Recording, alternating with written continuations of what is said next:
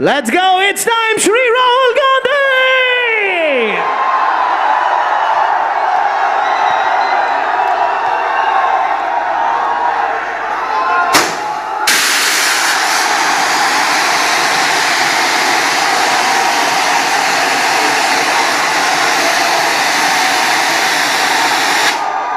Oh my God.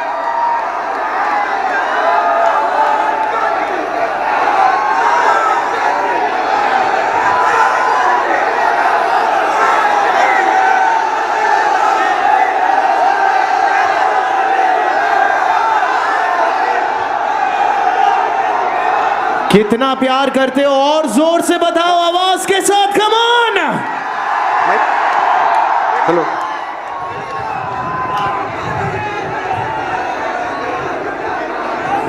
good evening.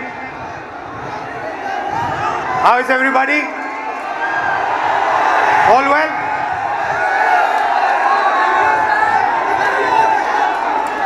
I'm very happy and honored to come to stand here in front of you, in front of you and Gota. And the reason I've come, I want to make absolutely crystal clear that this is not a political meeting. This is a meeting about you, about the young people who are struggling to get a future. I will not say the words BJP, Congress, politics, elections. They will not come out of my mouth this evening. This evening is about you. It is about what you're facing. It is about the challenges that you're dealing with every single day.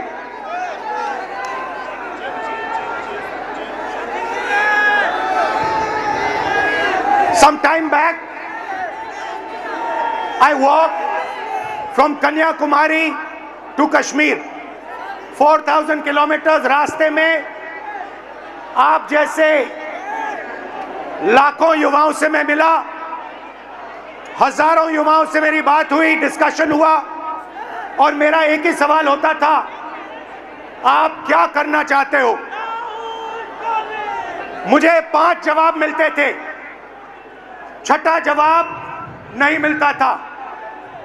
Engineer, doctor, lawyer, IAS, or then forces. These are the 5 answers I used to get. So the first question that came in my mind, मेरे दिमाग में पहला सवाल उठा कि देश के युवा देश के भविष्य होते हैं। हमारा एजुकेशन सिस्टम हमारे युवाओं को सिर्फ 5 ऑप्शंस क्यों देता है? यह सवाल बहुत बार मैंने पूछा, वही जवाब मिला। तो यात्रा पे मैंने 15-16 लड़कियों के साथ मीटिंग की और उनसे पूछा क्या आप करना चाहती हो? किसी ने कहा इंजीनियर, किसी ने कहा डॉक्टर, किसी ने कहा लॉयर, वही 5 जवाब। और फिर मैंने उनसे पूछा, मुझे सच बताओ क्या करना चाहती हो? तुम्हारे दिल में क्या है? सच्चाई ये थी कि जो वो करना चाहते थे और ये जो 5 ऑप्शंस थे, इसमें बहुत फर्क था।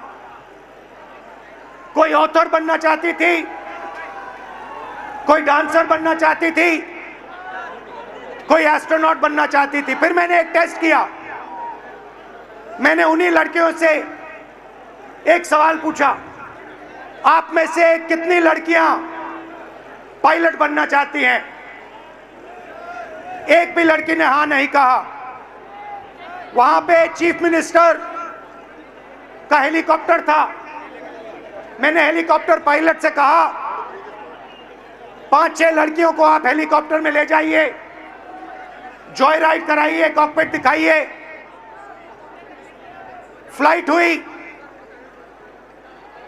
लड़कियां हेलीकॉप्टर पे गई, जैसे ही वापस आई मैंने सवाल पूछा क्या करना चाहती हो? सारी की सारी लड़कियों ने कहा हम पायलट बनना चाहती हैं। मतलब हिंदुस्तान का एजुकेशन सिस्टम, सबसे पहली कमी इसकी कि हम जो हमारे बच्चों के सपने हैं उनको पूरा नहीं करते हैं, जो उनके ऑप्शंस हैं, जो वो ऑप्शन चाहते हैं उनकी हम रिस्पेक्ट नहीं करते। उसके बाद यात्रा के बाद मैंने एजुकेशन सिस्टम के बारे में और थोड़ा सोचना शुरू किया। सवाल उठे। दूसरा सवाल, पब्लिक सेक्टर एजुकेशन सिस्टम क्यों खत्म हुआ और प्राइवेट सेक्टर का जो एजुकेशन सिस्टम है ये इतना महंगा क्यों है? और फिर कुछ दिन पहले मैंने अखबार खोला और मुझे यह दिखाई दिया, sorry, young people are India's future. Every one of you is unique and talented. India succeeds if you succeed, and India has a duty to protect every single young Indian person, every single student. खैर, कुछ दिन पहले मैंने अखबार खोला और मुझे यह दिखा अखबार में, पता नहीं आपने ये चिट्ठी देखी है या नहीं देखी है? देखिए आपने ये चिट्ठी? ये आकांक्षा ने ये चिट्ठी अपने माता पिता को लिखी। आकांक्षा आज हमारे साथ नहीं है। आकांक्षा ने सुसाइड किया, मगर ये 15 सेकंड आप इस चिट्ठी को अच्छी तरह पढ़िए।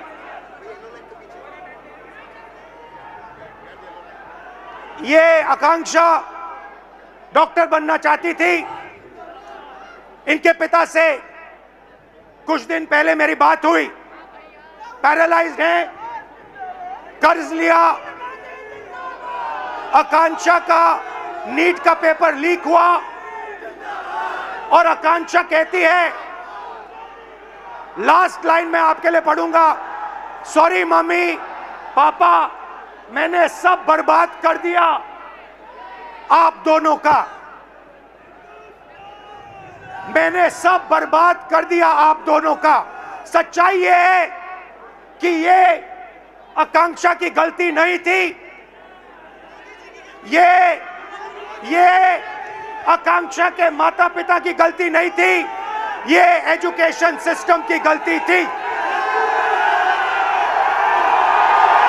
हिंदुस्तान का एजुकेशन सिस्टम अपने बच्चों को प्रेशराइज करता है, स्ट्रेस देता है, दबाता है, कुचलता है, और ये देश के लिए सही नहीं है।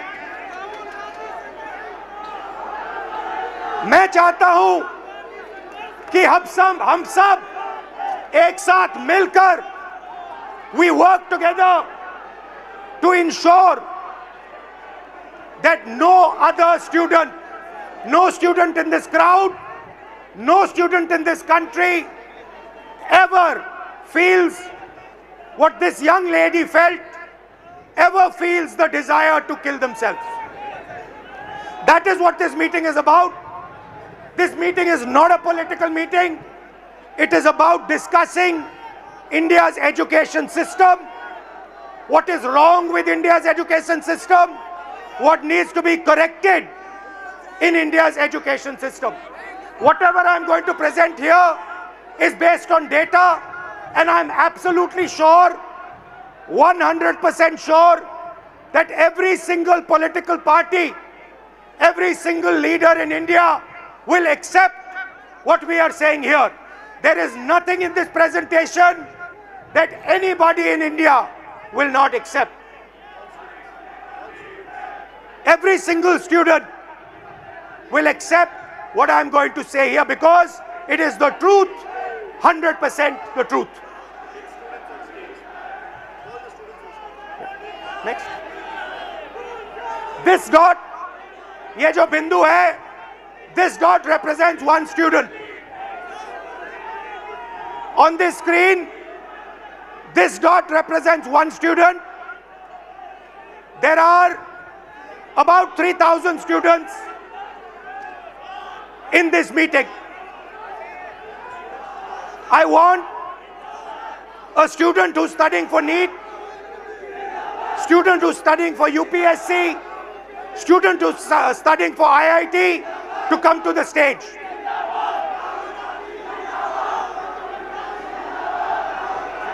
Can you tell them not to do naras? I'll do it right away. How are you? I'm good. check. Okay. सबसे पहले Is the mic working? सबसे पहले Mic working. एक सेकंड सर ने भी एक बड़ी प्यारी सी रिक्वेस्ट की है। एक सेकंड हमने आने के पहले क्या कहा था? हम पढ़े लिखे स्टूडेंट्स हैं, नारेबाजी करने नहीं आए हैं। देश का फ्यूचर बदलना है तो पहले सुनना पड़ेगा। Listen and then change. अभी कोई नारेबाजी नहीं, सर बात कर रहे हैं, सर कुछ बोलना चाह रहे हैं। अब पहले कुछ बच्चों को बुलाते हैं जो आप ही लोग के बीच में से आए हैं। आपके नजदीक कोई नारेबाजी करे तो बोलो ठीक है भाई 5 मिनट बात करना, अभी रुक जाओ। Let me call upon sir, we have some kids who would like to come up and want to share their stories with you. So ये randomly हमने select किया था, इनका enthusiasm देख के we have Soumya Meena, Sania Gupta, Himanshu Dangi, Hanshvi and Zishan Alam. Please join us on stage, guys. Please join us. Hello. Nice to see you. Thank you, sir. Hello. Nice to see you. What's your name? Soumya. Himanshu. No, I said. Hello, sir. Guys, go ahead, please. Just introduce yourself. Hello, everyone. Myself, Soumya Meena. Hello, everyone. Myself, Soumya Meena, and I'm a JEE aspirant. Hello, I am Sania Gupta and I am preparing for NEET exam. Hello, my name is MD Zishan Alam. I'm preparing for NEET. Hello, my name is Himanshu Dangi और मैं भी आपके जैसे एक NEET aspirant हूँ। Hello, my name is Hansvi and I am a UPSC aspirant. So why NEET? Why did you guys choose NEET? Sir, जो NEET है, doctor, सबसे पहली बात तो डॉक्टर एक बहुत बड़ा टर्म है। किसी भी मतलब जैसे अभी कोई बीमार हो गया तो किसी भी एक बंदे की लाइफ हमारे हाथ में होती है। मतलब अभी तो मैं नीट के लिए तैयारी कर रहा हूँ, तो जैसे नीट का पेपर लीक हुआ तो पूरी होप टूट गई है। डॉक्टर बनने के लिए आदमी, कोई भी व्यक्ति इतना मेहनत करेगा, 2-2, 3-3 साल मेहनत करेगा, फिर पेपर देगा वो, और फिर उसको बता दिया जाता है कि तुम्हारा पेपर लीक हो गया और फिर तुम्हें वापस पेपर देना है, तो होप टूट गई। तो आपके अंदर जो भावना थी, आपके अंदर जो भावना थी, लोगों की मदद करने की भावना थी, आप क्यों कर रही हैं? मैं तो JEE कर रही हूँ, हाँ। इंजीनियर। तो इंजीनियरिंग तो मैं सिर्फ इसलिए कर रही हूँ कि अच्छा मेरे को एक्सपोजर मिले कॉलेज में जाके, जैसे कि हायर कॉलेजेस है, IIT बॉम्बे हो गया, IIT दिल्ली हो गया, तो वो काफ़ी अच्छे कॉलेजेस हैं जिसमें आगे जाके हमें इंजीनियरिंग में नहीं बाकी और चीज़ों में भी बहुत सारी अपॉर्चुनिटीज़ मिलती है। तो मेनली तो मैं अभी एक्सपोजर के लिए कर रही हूँ। और आपका? Sir, actually, I have always been interested. I'm a very social person, so I think UPSC would genuinely help me engage in society and make policies and decisions. And you? Sir, हम लोगों को बचपन से सिखा ही यही दिया जाता है कि आपको बड़े होकर डॉक्टर, इंजीनियर ये सब बनना है, तो एक मन से बचपन से ही वो सपना बन जाता है कि डॉक्टर बनना ही मगर है। अगर आप सबको बिल्कुल फ्री छोड़ दिया होता और असलियत में आप क्या करना चाहते हो तो फिर क्या जवाब मिलता? सर, मेरे को डांसिंग में बहुत शौक था। आपको डांसिंग में शौक है? आपको? सर, हमको डॉक्टर ही बनना था। मेरे जो अंकल थे वो हार्ट अटैक से डेथ कर गए थे 2019 में, तो इसीलिए मैं मतलब अर्जेंट मतलब वो उन्हें नहीं मिला, तो इसी की वजह से वो डेथ कर गए, तो बस इसी के कारण मैं डॉक्टर बनना चाहता हूँ। और आप? अगर आपको पूरी फ्रीडम दिया गया तो क्या करोगे आप? सर, नीट ही करोगे, डॉक्टर ही बनोगे? सबसे पहली बात तो ये कि जैसे कि मैं कुछ पढ़ रहा था तो मुझे पता चला कि सिर्फ 5 चीज़ें, 5 प्रोफेशंस जो लोग बस देखे देखी फॉलो कर रहे हैं: डॉक्टर, लॉ, इंजीनियरिंग और मैं भूल गया थोड़ा सा, सॉरी सर। Relax relax. तो अब कोई लोग खुद से पीछे करता है, मतलब ऑप्शंस नहीं है। सबसे पहली बात, मेन बात ये है। तो अगर आप नीट की तैयारी कर रहे हो, हाँ, अप्रोक्सीमेटली कितना पैसा लगता है beginning to end? Beginning to end, अगर आपको ऑफलाइन अच्छी कोचिंग में तैयारी करनी है, अगर आप 11 से आ रहे हो, मिनिमम 3 लाख रुपए तो कोचिंग फीस है 2 साल की। फिर उसके अलावा हॉस्टल फीस? हॉस्टल फीस 10,000 रुपये मिनिमम मंथली, रूम मतलब जिसमें खाना वाना सब आ गया। फिर उसके बाद पर्सनल एक्सपेंसेस भी रहते हैं, तो 2-3 हज़ार वो, तो मोटा मोटा आप मानिए 1,20,000 हॉस्टल की फ़ीस हो गई, 1.5 लाख अपना 1 साल की कोचिंग की फ़ीस हो गई, और 15-20 हज़ार एक्सपेंस भी हो जाते हैं बच्चों के, जैसे बाहर रहते हैं, कभी कुछ खा लिया। तो आप मानिए 4 lakh, 3 lakh, 4 lakh. 4 lakh. Everybody agrees? Yes sir. Approximately 4 lakh? Yes sir. 4 lakh. Now आपके फैमिलीज ने लोन लिया है? कितना लोन लिया है? 2 लाख। 2 लाख। पापा क्या करते हैं? फार्मर हैं। किसान हैं। 2 लाख का लोन लेना आपके लिए आसान था, फैमिली के लिए आसान था? आसान तो मिडिल क्लास के लिए नहीं रहता है, मगर एफोर्ड करना ही पड़ता है, कंपलसरी है, कंपलसरी है। अगर लोन नहीं लेंगे तो आगे सिस्टम में नहीं जा सकते हैं। आपकी फैमिली ने लोन लिया? सर लोन तो नहीं लिया था, लेकिन अगर हम गवर्नमेंट एग्ज़ाम जैसे नीट प्रिपरेशन की तैयारी कर रहे हैं, प्रिपेयर कर रहे हैं, और अगर हमारा नहीं क्लियर हुआ तो हम मतलब इंडिया में गवर्नमेंट सीट्स इतनी कम है कि हम प्राइवेट के लिए सोच भी नहीं सकते, क्योंकि उनकी फ़ीस बहुत ज़्यादा है। और भी ज़्यादा है? बहुत ज़्यादा है। जैसे 24 लाख बच्चे हर साल अपेयर करते हैं नीट एग्ज़ाम में, उसमें से 80,000 सीट्स है जो गवर्नमेंट है, तो 23 लाख बच्चों को ना चाहते हुए भी हारना पड़ता ही है। तो उनके लिए प्राइवेट से करने के लिए ऑप्शन बचता ही नहीं है, क्योंकि हर मिडिल क्लास फैमिली 1 करोड़ रुपये अफोर्ड नहीं कर सकती है। तो पैसा आपके जेब से? हाँ। Yes sir. आपके फैमिली के जेब से? Yes sir. रिस्क आपका? Yes sir. डैमेज हुआ तो आपका? Yes sir. रिवॉर्ड की बात करते हैं, सक्सेस को डिफाइन करते हैं। यूपीएससी चांसेस क्या है? Real actual chances, if I say to you, ठीक है, you are a brilliant girl, brilliant student, what do you think your chances of becoming an IAS officer actually are? Sir, no matter how much brilliant a student is, but I think chances are still 1 out of 100. 1 out of 100? Exactly, 0.01%. She's saying IAS officer chances approximately 1 out of 100. What about IIT? What do you think are the chances? IIT में जाने का क्या chance है? Sir, 16 lakh students are appearing almost for IIT JEE, and if we consider NIT, triple IT.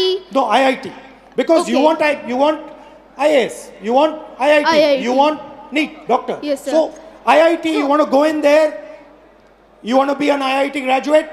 What are your actual chances? Do you think, what are you actually facing? Sir, if we consider only IIT, then there are 0.1 chances. Good Small IITs. chances. Yes, sir. Low chances, okay? Very low And chances. NEET? Sir NEET में 22 लाख बच्चे exam देते हैं, और लगभग 1 लाख बच्चों का selection होता है। 1 लाख से कम ही है, 1 लाख तो मैं बता रहा हूँ ज़्यादा। तो सर ये क्या जिम्मेदारी है, ऐसे हम कैसे होगा सर? तो यहाँ पे अप्रोक्सीमेटली 3,000 लोग हैं, अप्रोक्सीमेटली, थोड़े ज़्यादा आ गए हैं, बट हमने 3,000 का कैलकुलेट किया था, ठीक है? 3,000 में से IAS के कितने बनेंगे? 1। 3,000 में से वो जो कोने में एक डॉट है ऊपर, 1 person out of this whole function, इस पूरे फंक्शन में से एक व्यक्ति, सिर्फ एक व्यक्ति IAS में जा सकता है। इस पूरी भीड़ में से आईआईटी में कितने जाएंगे? सर आईआईटी में भी ज़्यादा सीटें तो नहीं है, एक 30। या दो इस पूरी भीड़ में से, सकते हैं।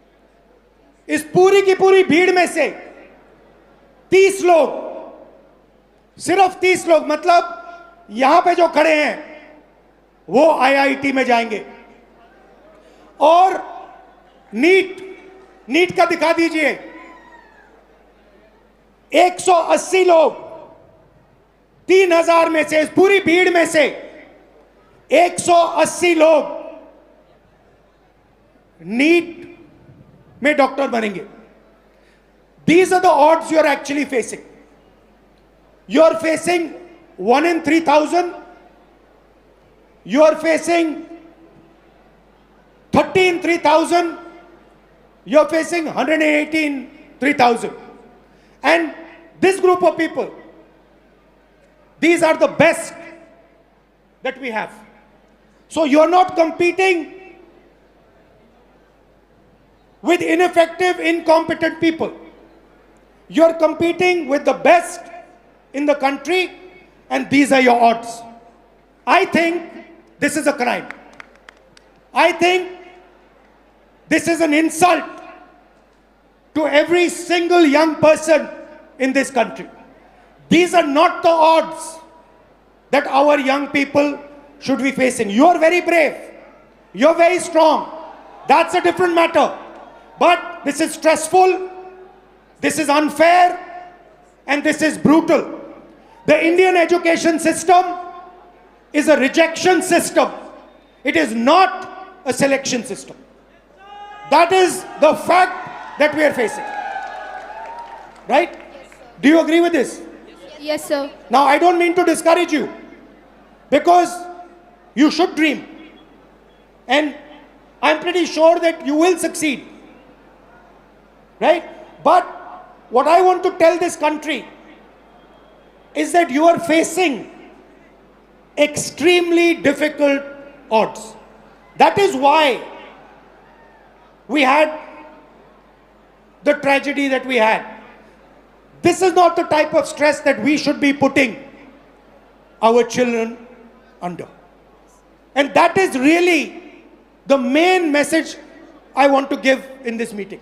First message, we are causing too much pain, too much stress, too much unhappiness to our future generation.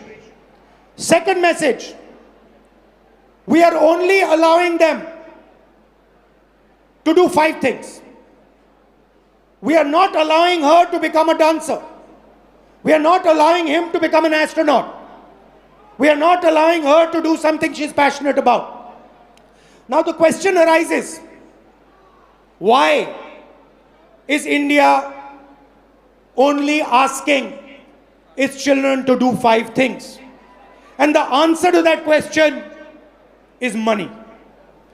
The answer to that question is money. Because the system के पैसे सिर्फ इन 5 रास्तों से बनते हैं. ये मैं आपको नीट का उदाहरण देना चाहता हूं. देखिए इसको. आप ये नीट का एग्जाम ले रहे हो. थोड़ा इस साइड आ जाओ so crowd can see. This is the NEET exam. And this figure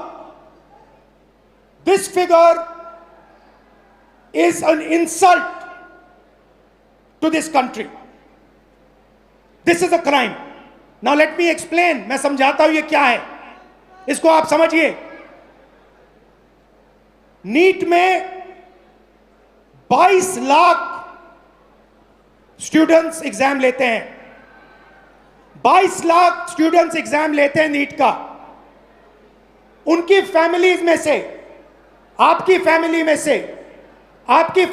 से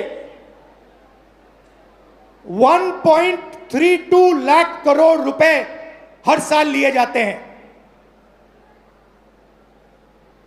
1,32,000 करोड़ रुपए 22 लाख परिवारों के जेब में से खींचा जाता है.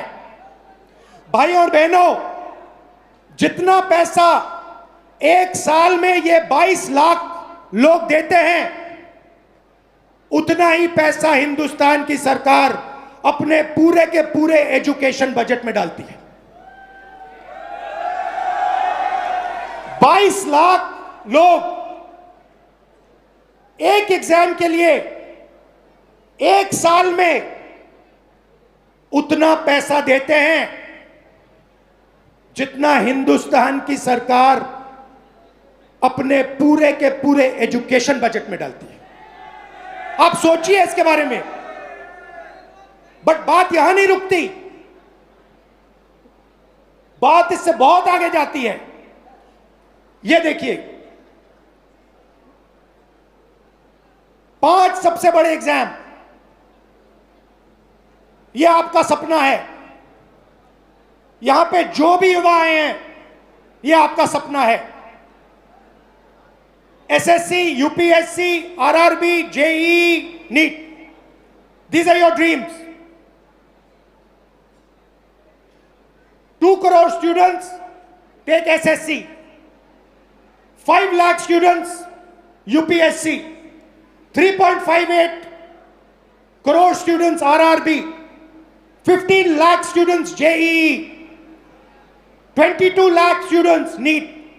Most of the people who take these exams, most of them will not go through. NEET में से 3000 में से एक निकलेगा। जेईई, यूपीएससी आपका मैंने दिखाया, यूपीएससी में से एक व्यक्ति निकलेगा, सॉरी, नीट में से 180। मगर पैसा देखिए इन 5 एग्जाम्स का, अच्छी तरह देखिए। 5 exams, Gen Z families, 3.5 lakh crore रुपया आपके जेब में से निकलता है, आपके परिवारों के जेब में से निकलता है, लोन से निकलता है, दर्द से, दुख से निकलता है। भाई और बहनों, जितना पैसा इन 5 एग्जाम्स में आपके परिवारों से निकलता है, उतना पैसा हिंदुस्तान की सरकार education budget, health budget, labour budget, science budget, women and child budget में डालती है। मतलब 5 मिनिस्ट्रीज का पैसा, बजट का पैसा हर साल इन एग्जाम्स के माध्यम से आपके परिवारों के जेब से निकाला जाता है। और फिर उसके बाद आपको कहा जाता है कि दरवाजा बंद है, आप आईआईटी में नहीं घुसे, आप नीट में नहीं घुसे, आप आरआरबी में नहीं घुस पाए। यह हिंदुस्तान की एजुकेशन सिस्टम की रियलिटी है। अब मैं चाहता हूं कि एक फैमिली, हमने स्टूडेंट से बात की, आपका मैं बहुत धन्यवाद करता हूं। अगर आप यहां रहना चाहते हैं यहां रह सकते हैं, नीचे जाना चाहते हैं जा सकते हैं, जो भी आप पे है। यहां रहना चाहते हैं यहां रहिए। और एक फैमिली, एक परिवार, आइए।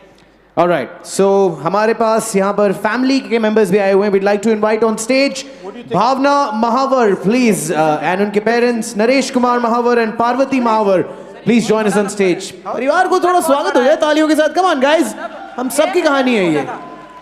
हेलो, नमस्कार, कैसे हैं? नमस्कार, कैसे हैं आप? कब? Mic, can we have a mic? Come आओ। थोड़ा 2 मिनट परिचय, यहां जाए।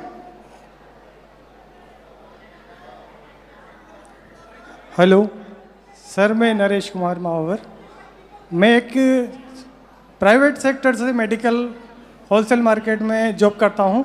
ये मेरी गुड़िया है, यूपीएससी करना चाहती है, पर आज का जो सिस्टम है बहुत गड़बड़ है। और मैं चाहता हूं उसको मजबूत करने के लिए राहुल जी सर जो भी नया कदम उठाना चाहे हम उसके साथ हैं। मगर आप एक बात बताइए। जी सर। अप्रोक्सीमेटली अप्रोक्सीमेटली उन्होंने हमें बताया अप्रोक्सीमेटली 5 लाख जी सर, एक साल का, बिल्कुल सर, एक जी सर, 1 साल का, बिल्कुल तो आप ये कैसे करेंगे? रियलिटी सच बताइए सर।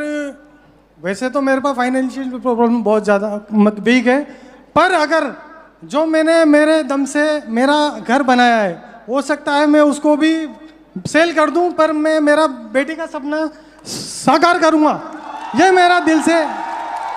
नहीं, मगर देखिए ये आपकी भावना है, ये आपके अंदर है।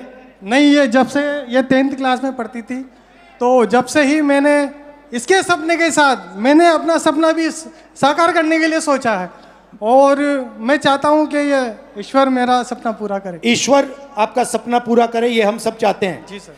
मगर सच्चाई ये है कि ये जो आप कर्ज लेके काम कर रहे हो, ये देश का काम है, ये आपका काम नहीं है।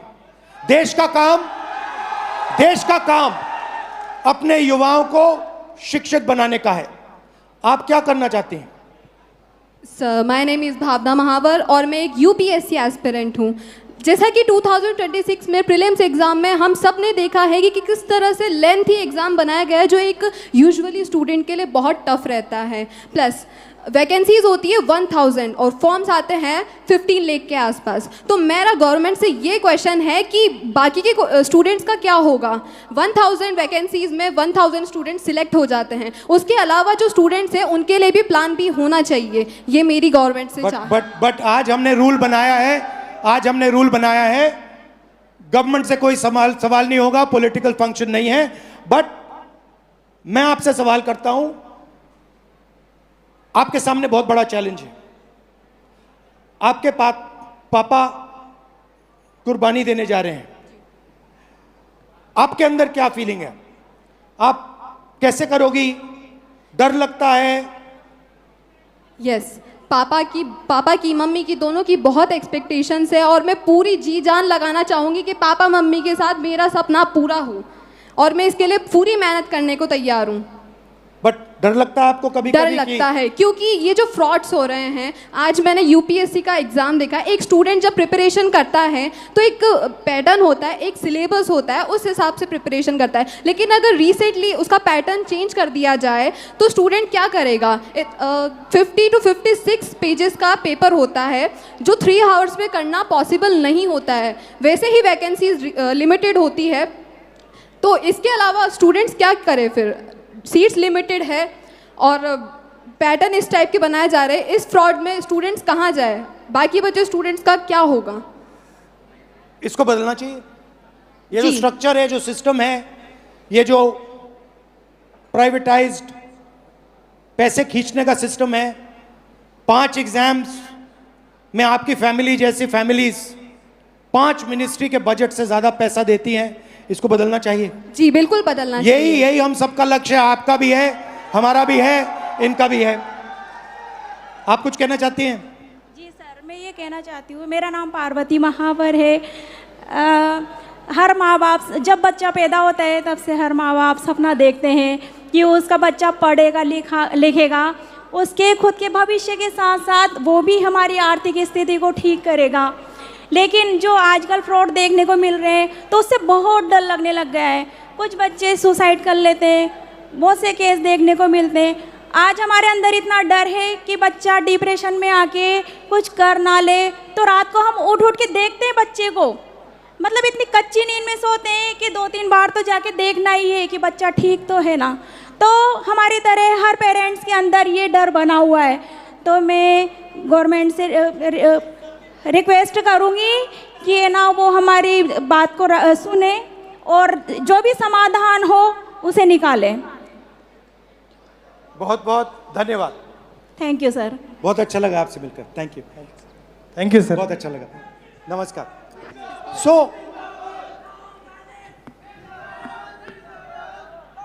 तो ये थैंक यू। तो ये है हिंदुस्तान का एजुकेशन सिस्टम। इसको देखिए अच्छी तरह। India's education system is a extortion, machine, ये आपसे पैसे लेने का सिस्टम है, ये सिर्फ शिक्षा देने का सिस्टम नहीं है, ये एग्जाम के बेसिस पर आपसे लाखों करोड़ रुपए छीनने का सिस्टम है। थोड़ा सा मैं आपको इसके बारे में बताता हूं। यहां पे सारे के सारे लोग इस सिस्टम से निकले हैं। Public schools, public sector education Hindustan में ना के बराबर है, खत्म कर दिया गया है। वहां पे आपको टूटा हुआ पब्लिक स्कूल दिख रहा है।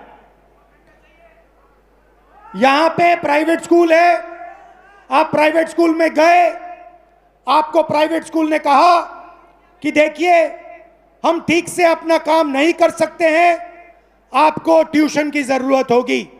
प्राइवेट स्कूल में आपने पैसा दिया, ट्यूशन में आपने पैसा दिया, और फिर एग्जाम्स आए, सीबीएसई एग्जाम हुआ। आपने अभी देखा होगा सीबीएसई एग्जाम में करेक्शंस में प्रॉब्लम्स आई।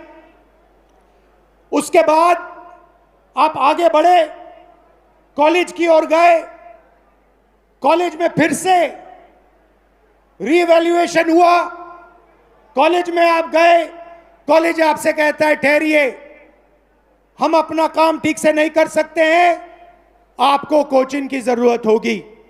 आपसे पैसा फिर से कॉलेज जाने में लगता है, कोचिंग देने में लगता है, स्कूल में यूनिफॉर्म बनाने में लगता है, हॉस्टल का लगता है, और फिर आप आते हैं सबसे बड़ी दीवार के सामने।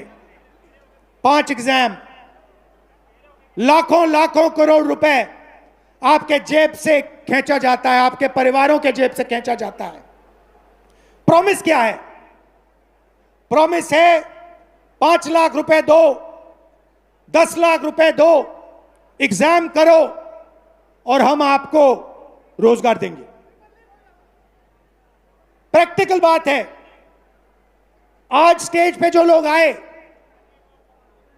वो अपने बच्चों को आईआईटी, आईएएस, आईपीएस क्यों भेजना चाहते हैं, इंजीनियर क्यों बनाना चाहते हैं? रोजगार के लिए, कि स्टेबल जॉब मिले, बेरोजगार ना हो। माता पिता ने कहा हम चाहते हैं कि हमारी भी देखभाल बच्चे कर पाएं। तो ये एक प्रकार का कॉन्ट्रैक्ट है।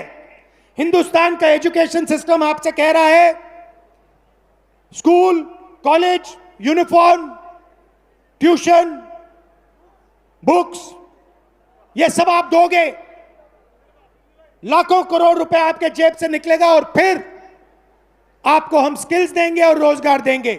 अब आते हैं रोजगार की सच्चाई पर। रोजगार की रियलिटी क्या है ये देखिए।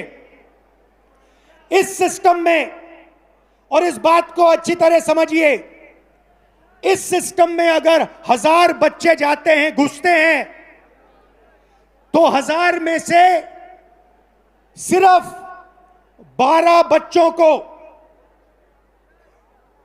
अच्छी तरह सुनिए, 1000 बच्चों में से सिर्फ 12 बच्चों को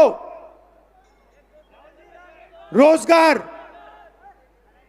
सैलरीड रोजगार मिलता है। 1000 में से 12 मतलब इस भीड़ में 36 लोगों को, सिर्फ 36 लोगों को परमानेंट जॉब मिलेगा।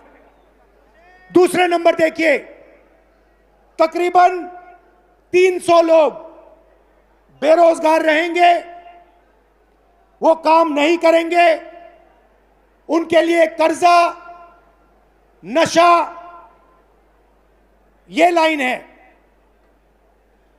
उस साइड तकरीबन 700, 1000 में से 700 लोग या गिग वर्कर, उबर चलाएंगे, ओला का काम करेंगे,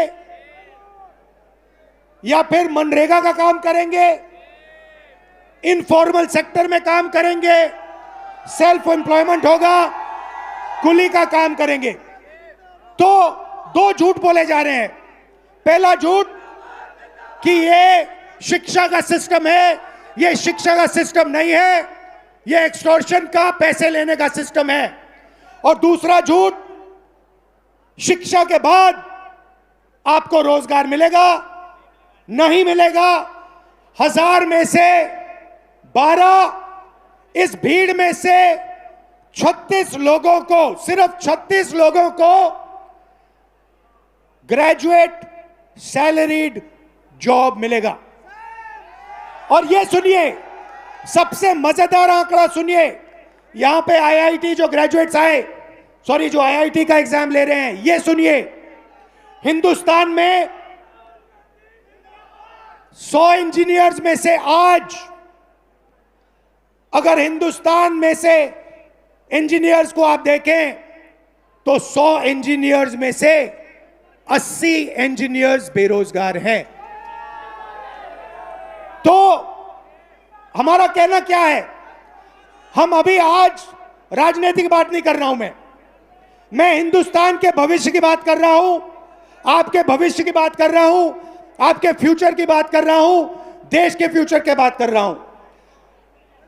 हमें इस सिस्टम को बदलना होगा, हमें इस सिस्टम को बदलना होगा और इस सिस्टम को ठीक करना होगा। शिक्षा के सिस्टम का क्या मतलब होता है? The education system we want allows you, every single Indian, to dream big. जो भी आपका सपना है, बड़ा से बड़ा सपना, वो आपको देखना चाहिए। एजुकेशन सिस्टम का दूसरा काम, जो भी आपका सपना है उसे पूरा करने का काम हिंदुस्तान के एजुकेशन सिस्टम का होना चाहिए। और तीसरी बात, सबसे जरूरी बात, आपका सपना पूरा करना मगर लोएस्ट कॉस्ट पे, बिना आपके जेब से लाखों करोड़ रुपए छीनने के से करना चाहिए। ऐसा सिस्टम हम चाहते हैं, इसलिए हमने ये पहली मीटिंग की है। आपका मैं दिल से धन्यवाद करना चाहता हूं, आपके सुझाव चाहता हूं, आपके ओपिनियन चाहता हूं, आपका इनपुट चाहता हूं। ये मूवमेंट है, इसकी शुरुआत है, आप मूवमेंट को ज्वाइन कीजिए, हमें बताइए किस प्रकार से हम इस सिस्टम को बदलें, क्या आपका ओपिनियन है, क्या रास्ता हिंदुस्तान को लेना चाहिए। दिल से आपका धन्यवाद कहना चाहता हूं और फिर से याद दिलाना चाहता हूं, एजुकेशन सिस्टम हिंदुस्तान के सबसे गरीब मिडिल क्लास लोग से एक एग्जाम के लिए उतना पैसा छीनता है जितना एजुकेशन बजट है, और 5 एग्जाम्स के लिए उतना पैसा छीनता है जितनी 5 बड़ी मिनिस्ट्रियों को बजट मिलता है। ये शर्मदायक है और इसको बदलना होगा। आप सबको दिल से बहुत बहुत धन्यवाद, नमस्कार, जय Hind. I'd like to thank everybody, especially Kota. Kota is the nervous system of India, education system. I'm proud of everyone who works in Kota. I'm proud of all the students. I wish you all the best. I hope you do really well in life. Thank you very much for having me. Namaskar. Thank you, sir. Thank you, sir. Thank you, sir. But before you leave, sir, before you leave, first of all, एक बार जोरदार तालियां हो जाए, आवाज हो जाए sir के लिए, come on. सर, छोटी सी गुस्ताखी करेंगे, हम यूथ हैं, हमारी आप जानते हैं डिमांड से थोड़ी ज्यादा ही होती है, थोड़ी सी ज्यादा है कि नहीं, बनता है कि नहीं अपना। सर, जाने के पहले अगर हम सबके साथ एक सेल्फी हो जाती तो मजा ही आ जाता सर। एक सेल्फी अगर हो जाती, सर आप पहले ले लीजिए। Oh, thank you sir. Okay everyone, let's go. You wanna bend down? So Yeah, we'll bend down.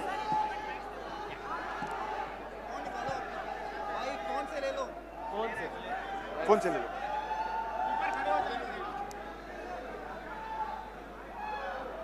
I think you should spin it around and take it so it's It will be a big one, big wide one. You want to do one? No, that's fine. Yeah? You want to do one? You just have to press the side button. Yeah. Oops. I'll do it. The other way. Back. Yeah. Yes. Thank you. And sir, also once again, as we said, Did you like it? we love it. We love it, sir. All the best. And before that, before you leave, sir, 21st is the NEET exams. If you can wish all our dear friends. Best of luck to everybody for the NEET exam.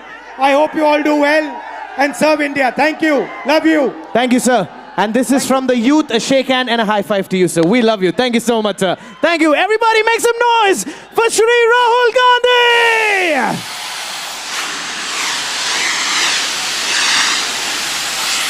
Come on. Thank you, Kota. जोरदार तालियां हो जाए.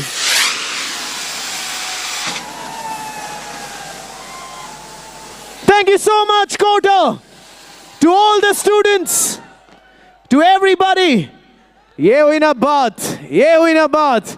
बोलो भारत माता की.